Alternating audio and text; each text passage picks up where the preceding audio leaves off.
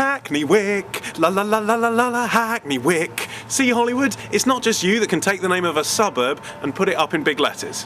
And it's not just you that can make films either. Here in Britain, we crank out movies from depressing kitchen sink dramas to depressing period dramas. So, this week, our great British question is... where is Britain's Hollywood?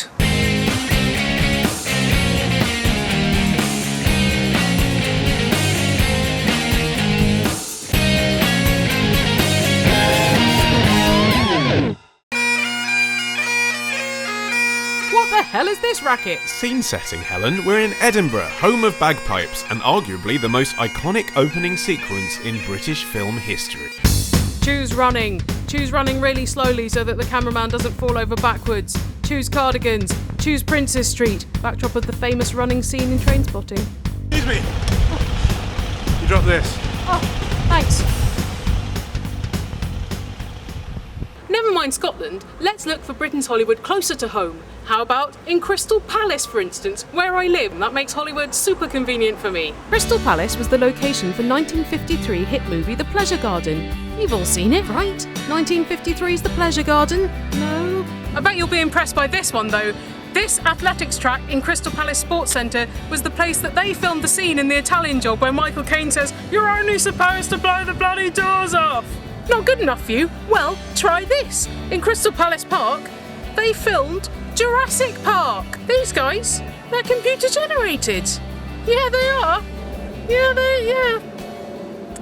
No, Helen. Your devotion to your hometown may be inspiring, but it's time we hit the road to find some actual candidates for Britain's Hollywood. Look, it's Stonehenge, out of National Lampoon's European Vacation. In the film, he drives right up to it and knocks it over. But you can't do that anymore. Thanks, Mr. Chase.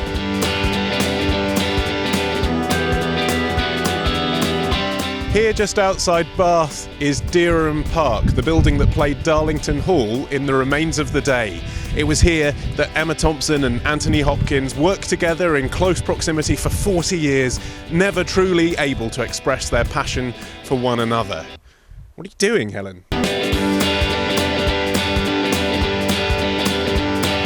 These are the gardens of Anthony House in Cornwall, which Tim Burton chose as the backdrop to his modern rendering of Alice in Wonderland, in which Alice is no longer a little girl, but a grown woman at her wedding. And it's kind of ridiculous, because what kind of grown woman falls down a Burghley House, Lincolnshire, home to Elizabeth the Golden Age, as well as Queen Victoria's gloves, the world's poshest ice bucket, and some kick-ass ceilings that starred in the Da Vinci Code.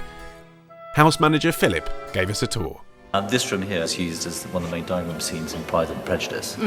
Burghley played this at the home of Lady Catherine de Bourgh. It was played by Judy Dench, that's right. The room is very much set up as they used it in the film. You didn't use the plastic grapes? No. In the olden days? Well, it's a bit chewy for them. The room's actually packed full of crew which all sat around the edge out of shot. Is there a particular chair in here that Judy Dench really sat on with her famous bum? Not in this room, no. Oh. Don't worry, Olly. Perhaps the Lake District will contain some things that famous bums have touched. Like these! This is Keswick's Cars of the Stars Museum, home to some of Tinseltown's most famous movie motors. I'm liking the noddy car, Helen. Yeah, I bet you do, because it's very much like your own car. It is. I'm here with Peter Nelson, who is the owner of the museum. You must get a lot of shocked tourists thinking, they've got Herbie here in Keswick? Absolutely. They can't believe it that these things that are very, very famous, Starsky and Hutch, Dukes of Hazzard, are in the Lake District. I've got the biggest collection of Batmobiles in the world, and I've got the A-Team van, Herbie, Mr. Bean, Back to the Future. What's your favourite to drive? James Bond's Aston Martin with all the gadgets. And the most fantastic thing is to pull up at a junction, put your bulletproof screen up and revolve your number plates. So if I was to say to you, where is Britain's Hollywood? What would your answer be? Keswick.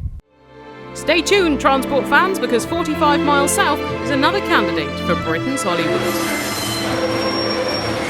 Could Carnforth Railway Station in Lancashire be Britain's Hollywood?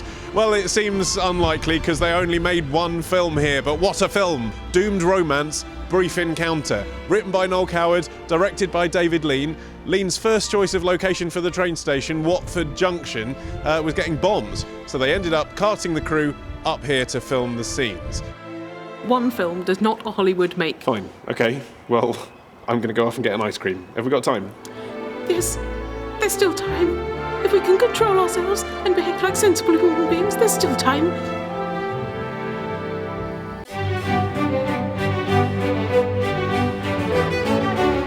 Ah, the dreaming spires of Oxford, a city whose main claim to film fame used to be that it was the location for 2 adaptations of Brideshead Revisited. Wasn't it? Yes, I like it. I like homoeroticism. But now, it's even more well known as the city that stood in for Hogwarts in... Harry Potter! The infirmary was actually the divinity school of the Bodleian Library behind me, but it is a library, so shh.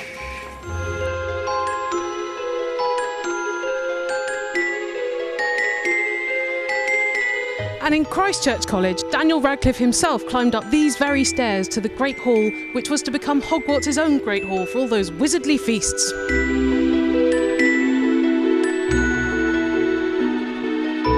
Abracadabra! But it's in London that you'll find King's Cross Station, gateway to Hogwarts, and the nation's #1 Potter Shrine. Even though Harry Potter and the Philosopher's Stone wasn't actually filmed here in King's Cross, it was in Marylebone Station across town, they have put up this monument to the film. With a trolley here, if you push hard enough, maybe you too could board the Hogwarts Express, were it not delayed indefinitely due to planned engineering works. Whilst we're here, let's explore London. It seems wherever you look, there's another classic movie location. Feed the birds, tuppence a bag. Could London be Britain's Hollywood?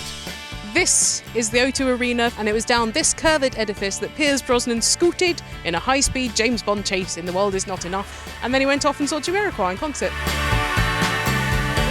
The London Underground is featured in a lot of films, including Gwyneth Paltrow's fascinating study of duality, Sliding Doors. If I get on this train, will I meet John Hannah? Will I get my hair cut? Or will I get run over by...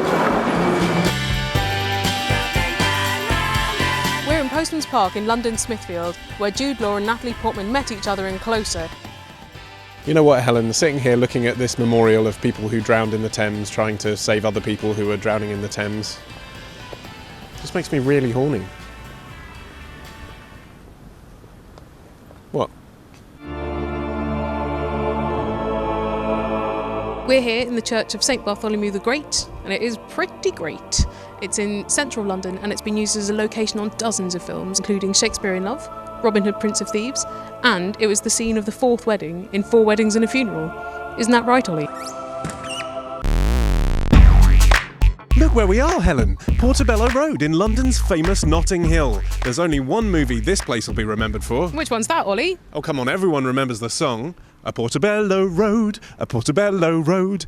Anything a chap can unload in a completely clean, family-friendly way. You can find it here on Portobello Road. Which film's that? Notting Hill. Here it is, the famous blue door, which is now not blue. It was just acting, all right? It was just acting. And that Coffee Republic is where Hugh and Julia first met in the film, and he knocked a drink all over her boobs. Shagadelic, baby. This is County Hall, which has played Austin Powers' house. And this is Big Ben, which has played Big Ben. Here in Westminster, they keep the Houses of Parliament, which, as anyone who watches American films set in Britain knows, you can see from the window of every single residence in Britain. And then there's Tower Bridge. Not a hop, skip and a jump away from the palaces of Westminster, as implied in the climactic scenes of Guy Ritchie's Sherlock Holmes. A 25-minute pleasure cruise would have ruined some of the tension. In Lara Croft Tomb Raider, Angelina Jolie sped across this bridge on her motorcycle. In real life, that would earn you a very stiff penalty, as the speed limit is only 20 miles an hour. Wow, that was a pretty exhaustive list of locations in London, after which I think it would be foolish not to conclude that it's London that's Britain's Hollywood, Helen. Fair enough, another great British question vanquished. But I still think it would be cheaper and less disruptive just to build a fake London inside a studio and film that. That's probably true. Next week on Great British Questions, we're going to be travelling the country looking for romance. Go on, Olly, give us a kiss. I am mortified already. See you next week.